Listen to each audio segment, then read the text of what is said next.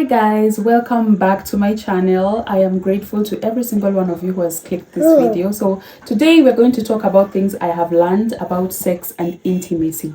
Once again, I am not a life coach. I am not a dating expert. I'm not a dating coach. I am none of those things. So I'm not trying to tell you how to do things or how to live your life or anything like that. I'm just sharing my experience. So let's get right into it. These are the things that I've learned to the point that I am right now about sex and intimacy. First of all, most people usually use the word intimacy to try and express or try and describe their sex lives. But sex and intimacy are not the same thing. Sex is actually more physical, but intimacy goes beyond physical. Intimacy goes beyond the body. Intimacy is more of an emotional connection. Intimacy is not the same thing. So it's more of an emotional connection. It's more of depth. Let's just say that. While physical is more of hardware. It's probably, by the way, that's the best analogy. It's the way that people usually describe hardware and software when they're describing computer and all. Yeah. So sex is hardware and intimacy is software. I think that does it. That explains it. So the first thing that I've learned about sex, you can do without it. You can totally do without it. You do not have to make life altering decisions just because of sex, like cheating on someone just because of sex, or as in just making life altering decisions, as in contracting some sicknesses and diseases, or getting pregnant for a bum just because of, like, do not make life altering decisions just because of sex. You can completely do without it. You do not have to make like very big decisions that are going to change the whole trajectory of your life just because of sex. Number two, it is teamwork. Now we're not talking about bums. I don't usually talk about bums in this channel, so I'm assuming you're in a sensible sort of relationship. It is teamwork. You cannot just expect to get things done, or you can't expect to get there. By getting there, I mean on orgasm. You can't expect to get there without putting any effort on your own. It is completely teamwork. It goes both ways. You can't expect one person to do all the work and you're just there, or the other person just, you're not communicating, or you're not trying things that you feel like you would like. It is entirely teamwork. If you feel like something will work for you and you don't know how to say it, at least you can try to work around making sure that you get there, because that is the whole point. And speaking about getting there, do you know that there are two statistics. One is a statistic that I found online, and one is one that I ran myself. I ran the statistics myself. I carried out the statistics by myself.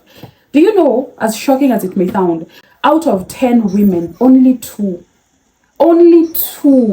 have achieved an actual orgasm. Guys, what are we doing? What are we doing? Out of 10 women, only 2 have experienced an actual orgasm.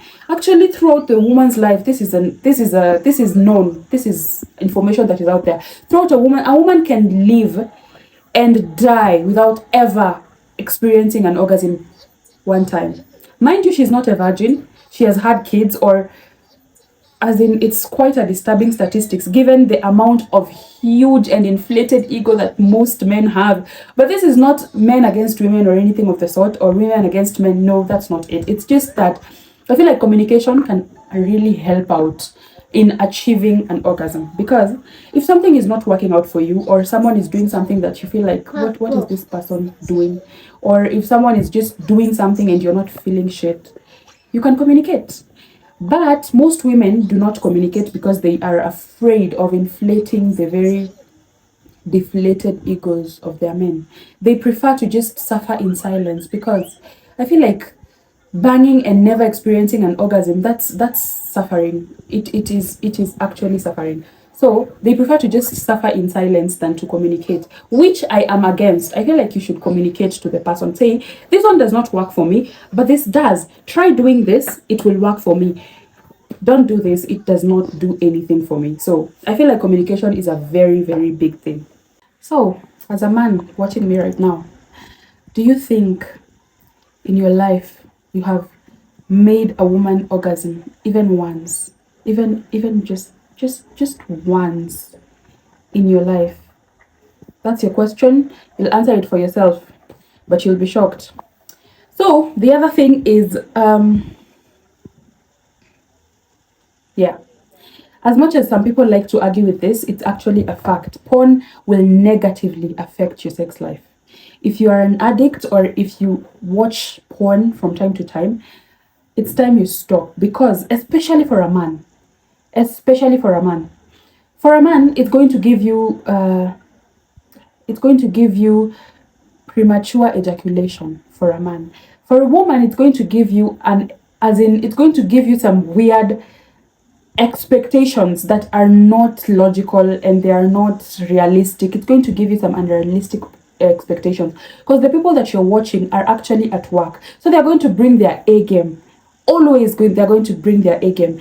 So you'll be there having these unrealistic expectations. Probably you people have gone to work and come back and you're expecting the same game that you saw on porn. These people have worked out, they have eaten, they have not done anything. Like, this is what they do for a living. You expect that kind of game, and from two people who have just come from an 8-hour shift, or they've been busy the whole day. You see that kind of unrealistic expectations, and unrealistic expectations lead to dissatisfaction. You're never going to be satisfied in your sex life. So drop the porn. If you are an addict, start to reduce the consumption of those pornographic material, whatever it may be, because porn will certainly affect your sex life. So the other thing is, there are some external factors that also affect your sex life. Number one is just stress. If you're stressed about anything in life, it's going to reduce your libido. But weirdly enough, do you know that there are people that stress actually does the opposite for them? There are people that stress makes them more, it shoots up their libido high up. It's different for it's different for people. So stress is a factor. There's also something about physical attraction, because where physical attraction is huge, especially for ladies. Is it for ladies? Let me not speak for ladies, because things are different in this world today. I don't want to speak for ladies, because I have seen ladies with some questionable people, and I do not want to get into that. So I'm going to speak for myself. There's a way physical attraction, there's just something that physical attraction does for me, and I do not understand how you can even get, how you can get aroused for someone that you're not physically attracted to. That's just my thing. I don't know about any other person. I don't know about other people. Another thing, the financial situation. I am telling you, intimacy and sex is so good if there's money. If you don't have to worry about, okay, now after this we're going to be hungry, what are we going to eat? Or if you don't have to worry about, the landlord came and knocked over the door at some point today, or you don't have to worry. Like, it's nice if you don't have financial stress, if you do not have financial baggage bugging you at the back of your mind. Yeah. The other thing that I spoke about, and I think I've just spoken about it, it's unrealistic expectations. If you are expecting something, maybe you are subscribed to someone's OnlyFans, or you watch porn, or you've watched a movie and you've seen a scene that has gotten you, and you are expecting that exact thing from the person that you are having an intimate moment with. Well, as in, it's not realistic. It's not realistic. Just drop all the expectations and flow with the moment. Drop the expectations and just have be in the moment. Be in the moment. All these stories that maybe your people are telling you that they experience that, because of course I know people share their sex capades. Every time people share these things, ladies share with their girls, men apparently they share with their boys or whatever. But what I know is that ladies talk about these things. Ladies speak about this type of stuff. So maybe your girl or your friend told you something that happened to her, and you expect the exact same thing. Bro, it's not going to happen. You're going to end up very, very, very disappointed. Another thing, I feel like communication is a very, very important factor when it comes to sex and intimacy. It's very important. Communicate your wants, communicate your desires, communicate your needs, communicate what you want, communicate how you feel, communicate, like, communication throughout the way. Communication is huge. It is huge. If you have issues, if you're having issues with getting there, or if you're having issues with, you're not feeling anything, or if you're just having issues with your whole sexual sensation, try communication. And I'm hoping that you're dealing with someone who he's not going to take it as criticism. And when I speak about communication, I'm not speaking about only from the lady to the man. I'm speaking, it goes both ways. Because even apparently there are 2 minute, the way that people usually say 2-minute man, 2-minute man, 2-minute man. Apparently there are also 2-minute ladies. That's what I had. That's what I gathered. So also the men also struggle sometimes with that part, like where I've not finished and you're already snoring or something of the sort. So I feel like communication can actually can form a very strong bond, and sex and intimacy works perfectly when the bond is strong.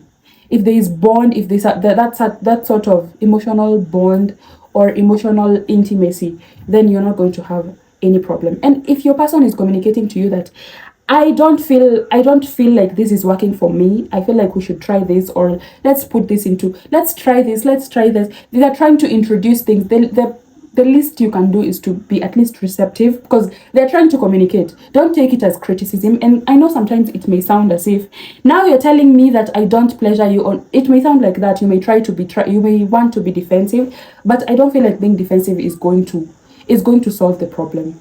Try to be receptive to what they're communicating to you. Try to, because it is teamwork, like I said. It's both ways. It's not pleasure for just one person, because if it's only one person that is going to get there, then it's meaningless. It should sort out everyone's needs, not just one person's needs. So if you get there and your partner does not get there, that's a problem. You have to work around getting a solution. You have to work around fixing the problem, because it is so nice when both of you get there, especially at the same time.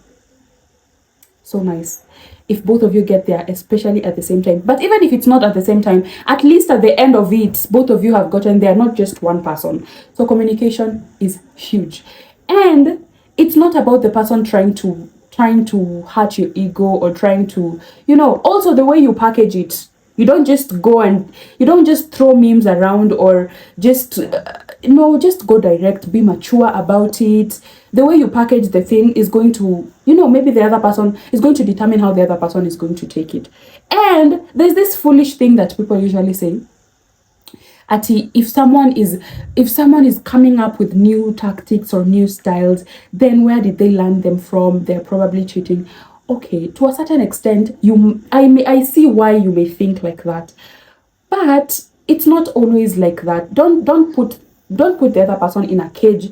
This is the only way it has to be done, in the dark at this specific time. I will lie down like this, you will do this, and then we will be done within 2 minutes max. And anything other than that, now you're cheating. Or don't put each other in a cage. It's enjoy life, enjoy the freedom of experimenting and trying new things. And it's not don't be too closed-minded about this type of stuff. So